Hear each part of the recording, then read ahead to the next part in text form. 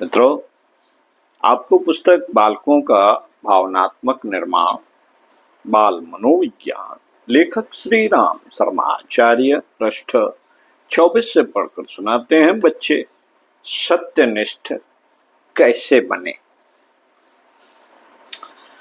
आइए पढ़ते हैं। यह बात भी विश्वास करने योग्य है कि सदा ही सत्य और असत्य कठिन होता है।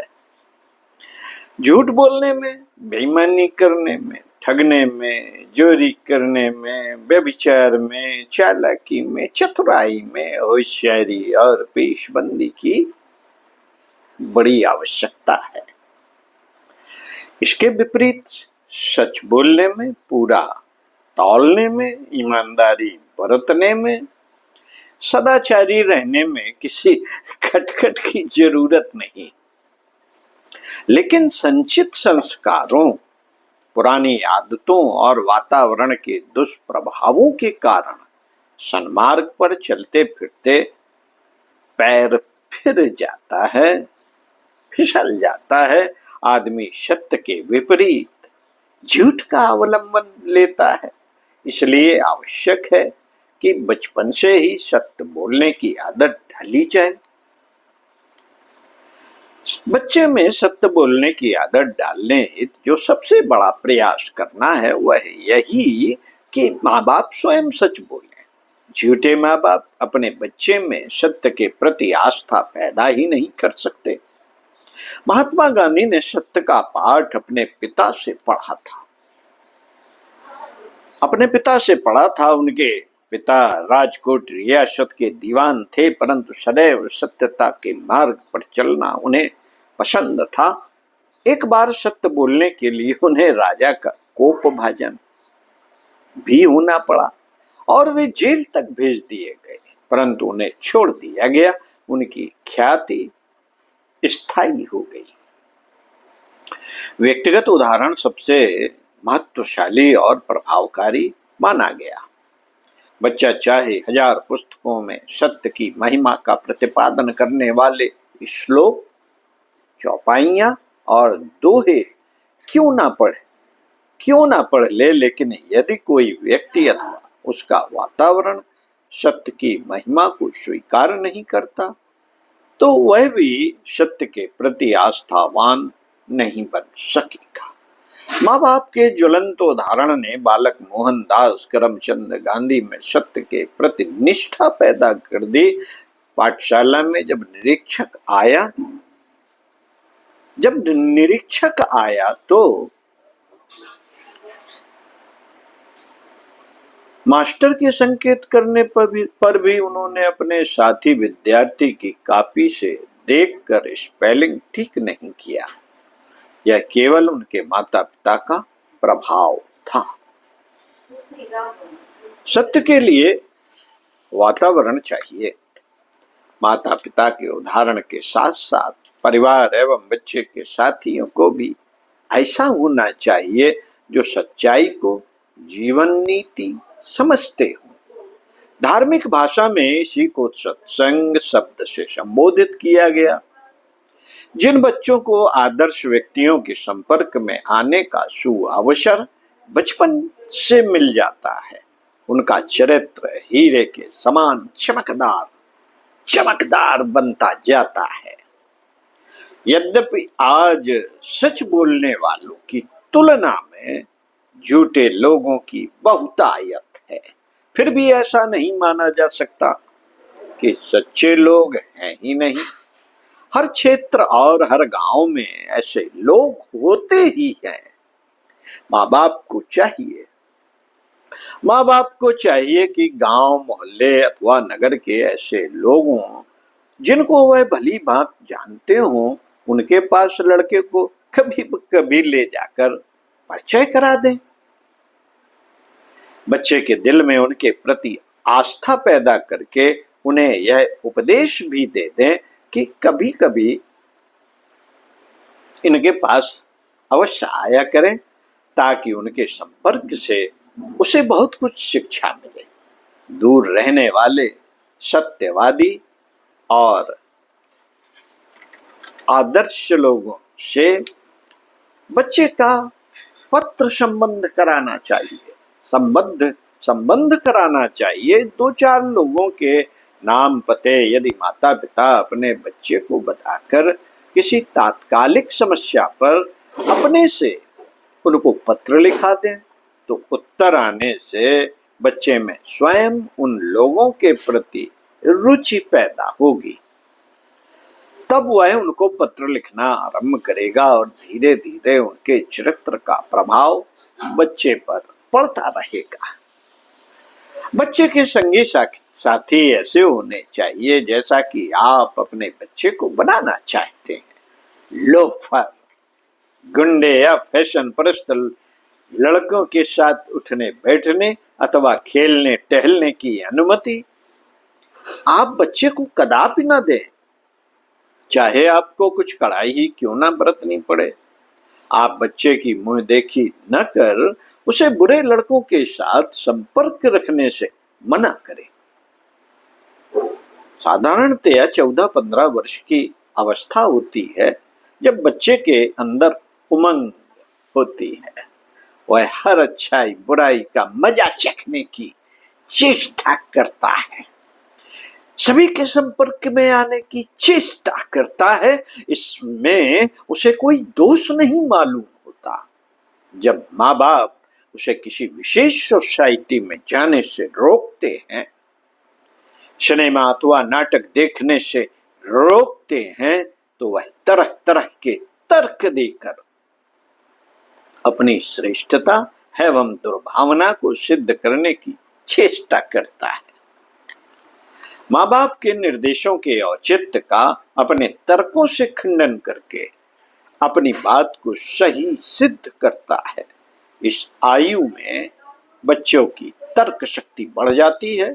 ऊंची शिक्षा और अनुभव वाले व्यक्ति तो अपने बच्चों पर तार्किक दृष्टि के प्रभाव से सफल हो जाते हैं, लेकिन साधारण योग्यता वाले माँ बाप अपने बच्चे के प्रभाव में आ जाते हैं।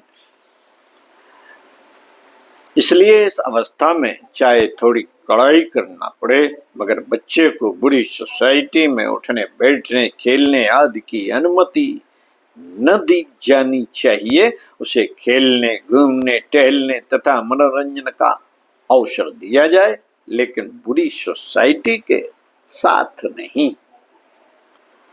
साथियों, सत्यता के मार्ग पर चलकर कठिनाइयों पर विजय प्राप्त कर सफलता पाने वाले भूत तथा वर्तमान कालीन व्यक्तियों के उदाहरण भी बच्चे के सामने रखने चाहिए।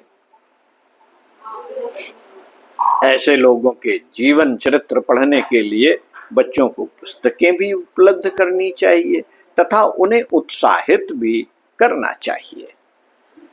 सत्य बात कहने, सत्य आचरण करने तथा सत्यता का कोई उदाहरण प्रस्तुत करने पर बच्चे की प्रशंसा करने से भी कभी कभी चूकना ना चाहिए। यदि किसी समय बच्चे ने सत्य का उदाहरण प्रस्तुत किया तो उसकी पीठ ठोकिए, सार्वजनिक रूप से उसकी प्रशंसा कीजिए और उसे उपयोगी वस्तुएं पुरस्कार भी दीजिए। मित्रों, बच्चे प्रायः भय के कारण झूठ बोलने का आश्रय लेते हैं। बच्चों से भूलें तो हो ही जाती हैं। मान लीजिए अनजान में उन्होंने कोई वस्तु तोड़ डाली, उनके मन में भय पैदा होगा और पिताजी अथवा माताजी को जब मालूम होगा तो वे सजा देंगी। इसी भय के कारण वे तुरंत इनकार कर देंगे कि उनसे अमुक वस्तु नहीं टूटी, उनसे अमुक वस्तु नहीं टूटी है। मैंने बचपन में एक दिन सहसा बाहर से आकर एक बड़े पत्थर से घर की सिल तोड़ डाली। यद्यपि मैं उसे तोड़ना नहीं चाहता था, परंतु अनजाने में वह पत्थर उस सिल पर इतनी जोर से पड़ा कि उसके 2 टुकड़े हो गए। मैंने उठाकर एक कोने में खड़ी कर दी और स्वयं बाहर चला गया। शाम को जब वापस आया तब तक सिल टूटने की बात प्रकट हो चुकी थी और मैं मुजरिम घोषित हो चुका था। मुझसे जब पूछा गया तो साफ इनकार कर दिया, लेकिन अंत में पकड़ा गया। इस प्रकार बच्चे भय के कारण झूठ बोलते हैं। माँ बाप यदि उन्हें भय रहित करें और प्रोत्साहित करें कि कोई भूल होने पर भी वे सदा सत्य बोलेंगे, तो उन्हें सजा नहीं मिलेगी, तो बच्चों को सत्य बोलने का प्रोत्साहन मिलेगा। इसी प्रकार विद्यालय में अध्यापक भी यदि सत्य बोलने पर बच्चे को भयभीत करने के बजाय उससे सहानुभूति दिखाएं तो बच्चे के मन में सत्य के प्रति आस्था पैदा होगी। गोस्वामी तुलसीदास जी ने सत्य को ध्वज तो शील को पताका की उपमा दी। पताका के सहारे ही ध्वज लहराता है, बिना पताका के ध्वज रखा हुआ साधारण वस्त्र मात्र है। इसी प्रकार सत्य की शोभा शील से होती है। अंगूठी में नग जिस प्रकार अंगूठी की शोभा बढ़ाता है, सत्य शील की शोभा बढ़ाता है। दोनों एक दूसरे पर अन्योन्याश्रित हैं। केवल सत्यभाषी के हृदय में अहंकार उत्पन्न होता है। सत्यभाषी यदि शील का सहारा न ले तो वह अहंकारी हो जाता है। नग्न सत्य प्रायः कटु होता है। इस प्रकार सत्यभाषी को श्रेय मार्ग पर ले जाने की बजाय उसे नाना प्रकार के कलहों में फंसा देता है। वह व्यक्ति अपने आस पड़ोस पास पड़ोस वालों की आंखों में खटकने लगता है। सभी लोग उसके विरुद्ध एक मोर्चा बना लेते हैं। फिर उसका सारा समय आपसी प्रतिद्वंदता में ही लगने लगता है और सत्य भाषण का पूरा पूरा लाभ उसे नहीं मिल पाता। इसलिए कहा गया है कि सत्यम ब्रूयात, सत्यम ब्रूयात प्रियम ब्रूयात। सत्य बोलो लेकिन प्रिय बोलो। ऐसा सत्य न बोलो जो प्रिय ना हो। महात्मा गांधी का सत्य शील से ओतप्रोत रहता था। जीवन भर उन्होंने सत्य और अहिंसा का प्रचार किया, लेकिन दोनों को प्रेम पर ही आश्रित किया। वे अपनी सत्यता पर हिमालय के समान दृढ़ और अचल रहते थे। भारी से भारी विपत्तियां भी उन्हें अपने मार्ग से विचलित नहीं कर सकती थी, परंतु व्यवहार में वे अपने विरोधी से भी रुई के समान मुलायम थे। कभी भी उन्होंने रूखेपन से बात नहीं की। वार्ता के समय सदैव उनके होंठों पर प्रसन्नता नाचती रहती थी। वे अपनी बात को इस प्रकार कहते थे कि सुनने वालों को कर्ण कटु न लगे, वरन वह उसकी वास्तविकता को हृदय से स्वीकार करें। दूसरे शब्दों में यूं कहा जा सकता है कि मीठी वाणी से वे अपने विरोधियों के हृदय तक अपनी बात को उतार देने में सफल हो जाते थे। ओम शांति। मिलते हैं अगले वीडियो में इसी पुस्तक के दूसरे विषय पर। तब तक चिंतन मनन कीजिए।